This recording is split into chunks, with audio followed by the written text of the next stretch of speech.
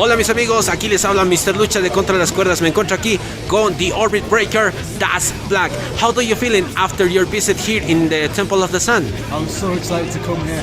The fans were incredible, the whole place was electric. I had the time of my life and I walked in the same way I walked out, BBW champion. Now, what's next for the Orbit Breaker? Well, I'm just wrapping up this South America tour and it's been absolutely incredible.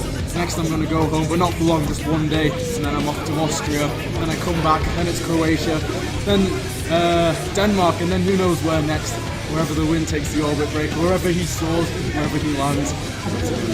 Do you have any message for any challenger, maybe for your PPW world title? You know, as a fighting champion, I never say no to any challenge, so whoever wants it, just tag me, coming at me, and I'll make sure I'm there.